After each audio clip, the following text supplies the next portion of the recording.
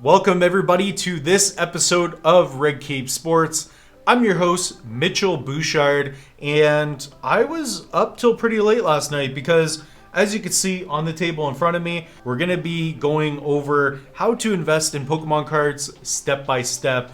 And don't forget, this is a great time to download the workbook or individually the Investing in Pokemon Cards step-by-step worksheet. This is going to help you because you can follow along with us. You can do this digitally, or you can print it out, or you could also just use a plain white piece of paper, but you should also have a pen handy as well. I put a lot of work into designing this sheet and making this simple for you to understand, because these are the things I've been thinking about for the past 2-3 years. We did this a long time ago with sports cards, and I'm really excited because this is like an updated version of that.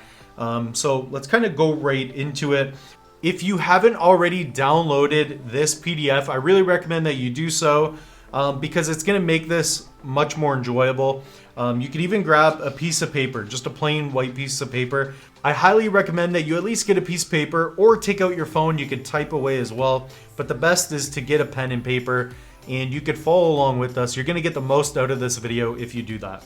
All right, so let's begin. How do you invest in Pokemon cards step by step? And again, take what I'm saying and make your own method. Break the rules a little bit, but this is going to give you a bit of an idea as to the way I'm thinking, but also you'll be able to grab a couple things and some things will make sense to you. So if we look at the bottom of the sheet, we have instructions. Now, I've thought about this for a while, and number one is going to be save money. So save money. So ways you can do that is you can work, you can gain access to money, so you can borrow money, which I don't really recommend, but it's one way that you can go. Now, I'm not a financial advisor. However, I do own a complete base set Pokemon set, and I got in at a great time. So I do know what I'm talking about in that regard. I mean, I own a Charizard, so what else can I say about that? So step number one, you want to save money. So what do I mean by saving money? Well, if you have no money, you're not going to be able to purchase cards anyways. So that's got to be number one. That's the first thing you got to do.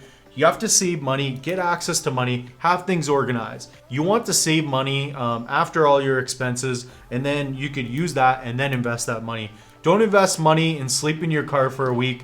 I've basically done that before, but it's not comfortable. You want to be comfortable. You want to earn extra money if possible to be able to pay for these things. So, or if you have to, you can cut back. That's just going to be a tip. You could also work and try to build a side hustle. Now, none of these things I'm saying is going to be easy, but there are ways. If you can get the right mindset, you can find out ways to make more money.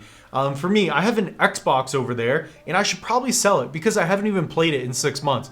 It's a waste of time, and there's a new Xbox now. So I can make $300-400, throw that into Pokemon cards and get rich, potentially. I legit have $300 over there that I could make money off of, and the controllers. So I'm just saying, you might have some stuff lying around as well. The main advice I have here is to become resourceful. You really want to become resourceful. If you have friends, if you have people that you know, partner up with them. There's nothing wrong with that. You want to take a chance. You have a limited time here on Earth anyway, so do it up. Step number two is going to be the setup, and more specifically, that's going to be the bank account, PayPal, and cash. Let's just check that off because I have that set up myself.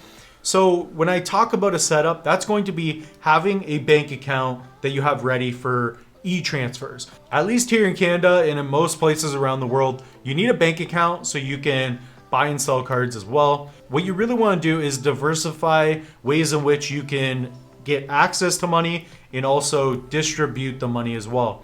So this is going to help out if somebody's like, hey, I only do PayPal, I only do Bitcoin, etc. You need to have the main three open. That's going to be your bank account, your PayPal, and you're going to have cash. I highly recommend that you at least have a bank account. So this could be a new one you open up. That's what I do. You could also set up a PayPal. I have one for business, one for my personal use. And then you're also going to want to have cash. Cash is going to be king when you go to card shows, when you meet people in person. Now, when you meet somebody in person, they may want EMT, email money transfer. It's going to be an e-transfer. The longer you have these things set up, the more established it will be. For example, when you link your PayPal and bank account to eBay, you want to make sure that there's no issues. You don't want them canceling orders because there's no money in there or things aren't set up properly, take care of this stuff right away. That's why we check that off. That's why it's number 2. This stuff needs to be organized first. You need to have money. You need to take that money, put it into these accounts.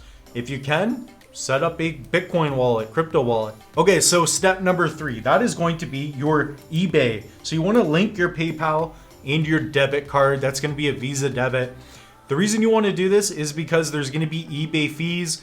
When you want to buy a card and sell a card, you have to have these things locked in and ready to go. So that's probably one of the first things you want to do. This also takes a couple days. So the sooner you do this, the better it will be for you. Trust me. All right, so I know that's a lot to take in, but we're going to move on to step number 4. If you want as well, you can even pause the video, write this stuff down.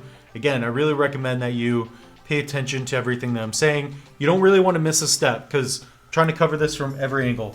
Step number 4, research and list. So this is where we're going to begin to actually get into the investing, kind of the fun stuff. So you all have a cell phone as well. You can see on my eBay, if I go to search in the eBay app, this is what we're talking about right now. So what you want to do is you want to list 20 to 30 cards. Now again, you can break the rules on here. I'm just giving you a basis, a little foundation. So this is basically what I do, but you could also make your own rules as well. So what you want to do is research. You need to identify the card. You need to watch more YouTube content. You can watch PokeRev. You can watch other channels that go into card collecting and investing. Study the market, buy packs, open packs. You really have to research in order to be good at all this. So what you're going to do is you're going to research, for example, Shining Fates has come out. So there's ETB trainer boxes that came out, and we have a video, and in this course you're lucky because we show you how to research for buying and selling in this course as well. So right here, if we look, we kind of have an estimate of how much things are going for in a matter of seconds as well. You can see if it's relevant. You can look up individual cards, but again, you want to go under the sold listings of what you're looking at, take the average of the last couple sales. So for us, about $112 to $120. $89 for a Pokemon Shining Fates ETB, Elite Trainer Box. So what we're going to do over here, we're just going to put like 1. We're going to do Shining Fates, and you can write whatever way you want. I don't write really well. Shining Fates ETB. And what I want you to do is kind of put a dollar amount next to it. So for us, we'll put roughly $120. We'll just make it a bit higher. Okay, so that's exactly what I want you to do. I want you to list 20 to 30 different cards minimum. That could be boxes. That could be, number 2. We could do Vivid Voltage. And that will be packs, like individual packs. And that will be roughly $10 or $5 to $10. I'm not quite sure because I haven't researched it. So you want to take time with this, build this up. So you want to fill all this up with about 20 different things. You could write all over the place. And then what you're going to do, you're going to go into step number 5, and you're going to narrow your top 3 to 5 short-term and long-term. Now, this is what I recommend, and I want you to pick whatever one you'd like. So what we're going to do up here for short-term, we are going to make this more of a high-risk investment. So I want to take a chance on this. We're going to do 80%, 20% in the long-term. And we did a video on this talking about low risk, high risk investments. So that's going to be short-term hold and long-term hold. We cover this already. And what we're going to do is kind of go with more of a riskier approach because we want to maximize the amount of dollars that we can make in a shorter period of time. However, we're going to be implementing more risk by doing so. So what we're going to do, once this is filled up, we will take a look and we will pick our top 3 to 5 for each category, which is pretty cool. Now you could do less, and I recommend not diversifying too much, then you're spreading yourself too thin. So after you finish your 20 to 30 cards or choices of things that you think would make a good investment, you're going to have an idea as to how risky you want to be. Based on what you have, you're going to kind of know what it's going to be. So basically, a short-term hold is going to be something that you flip, and then something that's a long-term hold is going to be something that you hold on to for a little while. So typically, in my opinion, at least 3 to 5 years, maybe longer. Or if you're like my little brother, he buys a card online and he'll flip it in like 12 seconds. He's crazy. It's amazing. So what we're gonna do is just say that we had a couple cards that we thought of. So long-term hold, more of a safer investment, so to speak. Here we're gonna put Charizard base. So that's gonna be base unlimited. So we'll put UN. That will be PSA. That'll be a PSA 8. So that would be a relatively expensive card. So that would be a card around the $1,200 range. So here we'll just put $1,200. Here we'll put 1,200 bucks. And if you've been watching every video in this course, you'll be able to go back on when we were showing you how to research, how to get the latest comps, the latest sale prices. So you'll be able to do that on your phone and desktop as well in this course. So that's going to be one card that we could have had in here from our creative list. Another one would be, say, a Venusaur. Very safe investment, in my opinion, at least over the long term. So here maybe we want a shadowless card. PSA 6. So we could even do that on the phone. Latest one sold for $1,000. So one sold for $1,000. Just took a screenshot. So one sold for $456 Canadian.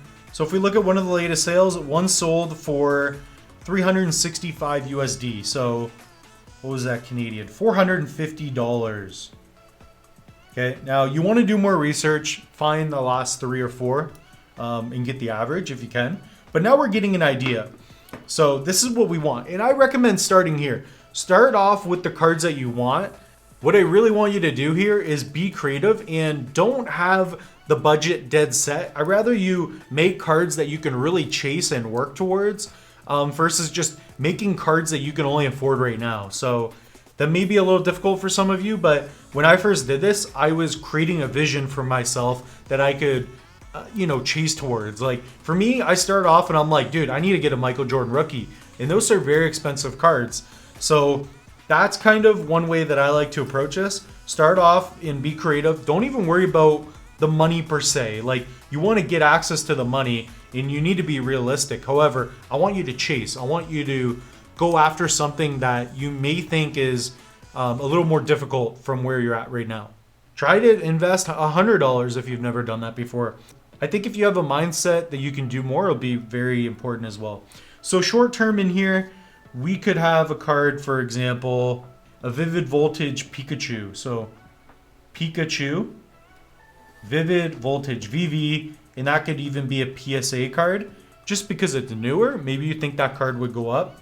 We'll do PSA 10, which would probably be a pretty expensive card. So you'll put the dollar amount up there. Right now, I'm not sure what that is.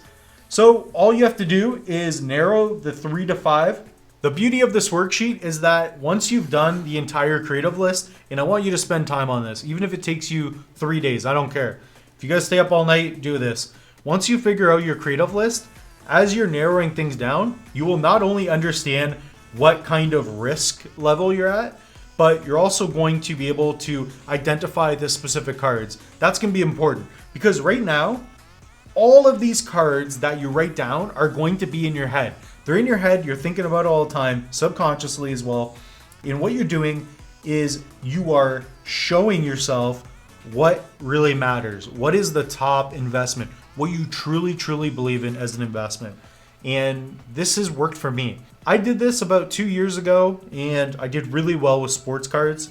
So this is just something that I want to be bringing to you because I really think it's going to help you. Here we'll rally up the money. Say this is $800, which is probably more. That's $2,450. Okay. So here we know we need $2,450, which is messed up. That's a lot of money. And again, you don't have to put 3 to 5 cards. You could do less. I recommend doing less and not more because 3 to 5 cards, you'll be well diversified, especially in 2 categories. Then you could have up to 10 cards. And if you mess up on 10 cards, then you should quit.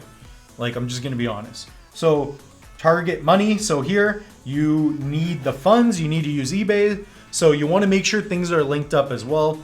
Go through all the steps again. Add things, take time, because I'd rather you have this worksheet set up properly before getting started than just jumping into it. Now this list should change. You should update it every month. For me, I use my cell phone all the time, and I have every card that I'm keeping an eye on in my notes. So that's going to be very powerful for me. I have a very similar list to this, and this will help you out as well. I hope you enjoyed this episode. If you want to dive deep into Pokemon collecting and investing, this course is awesome. You could wait for it to go on sale. It's $10 to $15 Canadian.